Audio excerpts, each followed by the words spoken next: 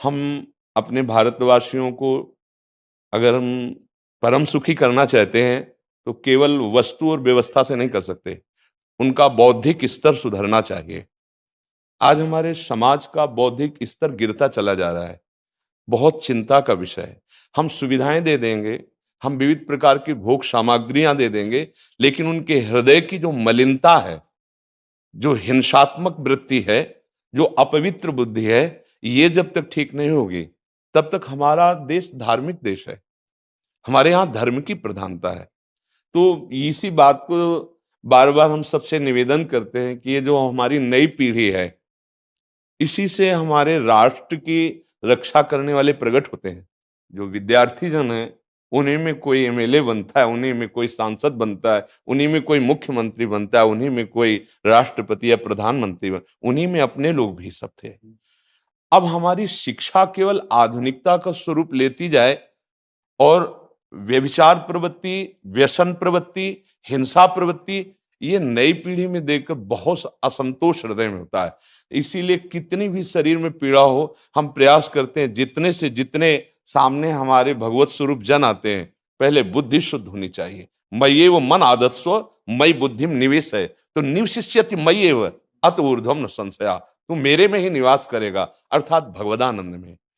अविनाशी जीव कभी भोग विलास में तृप्त हो ही नहीं सकता।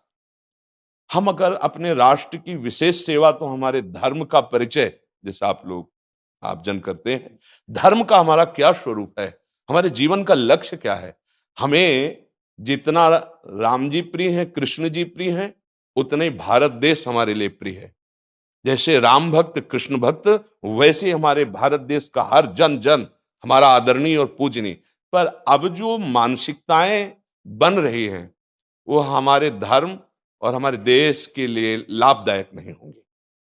व्यसन का इतना बढ़ता स्वरूप, व्यभिचार का इतना बढ़ता स्वरूप, हिंसा का इतना बढ़ता स्वरूप, ये बहुत ही विपत्तिजनक है। अगर ये बढ़ता रहा तो हम विविध प्रकार की सुख सुविधाएं देने पर भी अपने देशवासियों को सुखी नहीं कर पाएंगे, क्योंकि सुख का स्वरूप विचार से होता है। सुख और दुख की स्थिति सत्य नहीं है, आगमा पाइनो अनित्यास, लेकिन हमारा विचार, और विचार हमारा गंदा हो रहा है। बस हमारा उद्देश्य यही है कि हमारे देशवासियों का विचार शुद्ध होना चाहिए। अगर विचार शुद्ध है तो राष्ट्र प्रियता, जन सेवा, समाज सेवा, ये सब स्वाभाविक होने लगेगा। और विचार अशुद्ध है तो सुविधाएं बहुत हैं, उनका दुरुपयोग हो रहा है। तो बस आप सबसे बड़े बड़े जो उपदेष्टा जन हैं, जो बड़े बड़े धर्म की रक्षा के लिए भगवान ने जिनको भेजा है, उन सबसे यही प्रार्थना है कि सब व्यवस्था करते हुए हमारे देशवासियों की बुद्धि अध्यात्म को समझे। बिना अध्यात्म को समझे दुख सुख की समानता बिना किए परम सुख का अनुभव हो ही नहीं सकता। इस मायाकृत भोग पदार्थों को भगवान ने दुख योनया कहा है। मानो एक बोर्ड लगा दिया, दुखालयम अशाश्वतम।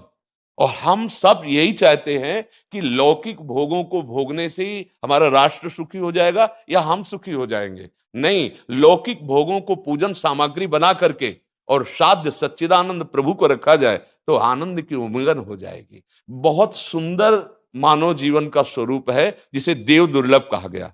दुर्लभो मानुषो देहो, लेकिन क्या दुर्लभता शब्द स्पर्श रूप रस गंध इन्हीं विषय के भोगने की या इन्हीं सुविधाओं के लिए दुर्लभ कहा गया?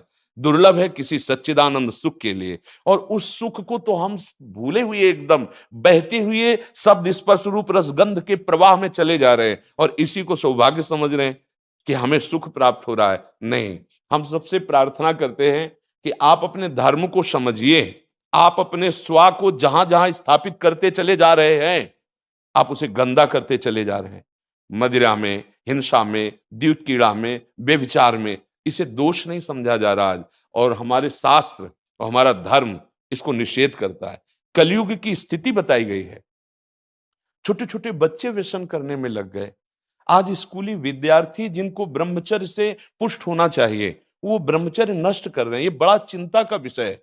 हमारे देश के लिए जो जवान चाहिए, हमारे देश के लिए जो भक्ति चाहिए, उसमें बुद्धि और शरीर बल दोनों होना चाहिए। शरीर बल क्षीण हो रहा है क्योंकि व्यभिचार प्रवृत्ति में बहुत कमजोर अवस्था में, जैसे गेहूं की फसल है और गलेथ में काट ली जाए तो ना दाना मिलेगा ना सही भूस मिलेगा।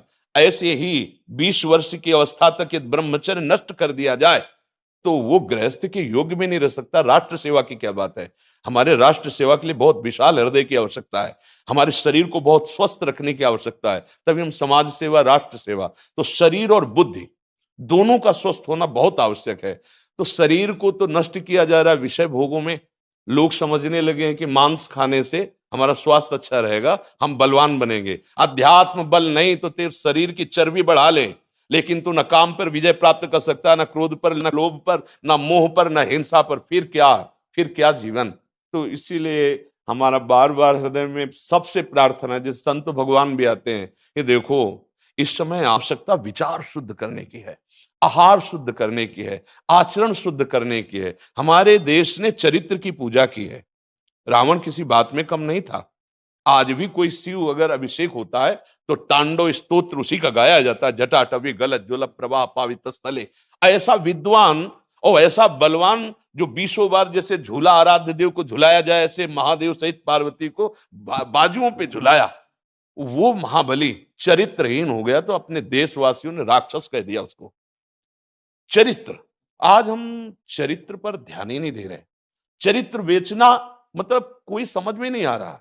छोटे छोटे बच्चे चरित्रहीन हो रहे हैं। हमारा राष्ट्र संकट में पड़ जाएगा अगर हमारे बच्चे व्यवस्थित नहीं हुए, उनकी बुद्धि शुद्ध नहीं हुई, उनका स्वास्थ्य ठीक नहीं रहा। कौन आगे चल कर के है? यही पीढ़ी तो है ना। इन्हीं में से तो निकलते हैं हमारे राष्ट्र भक्त, भगवत भक्त, देश सेवी। तो सबसे यही प्रार्थना है कि हमारे नई पीढ़ी को सुधारा जाए।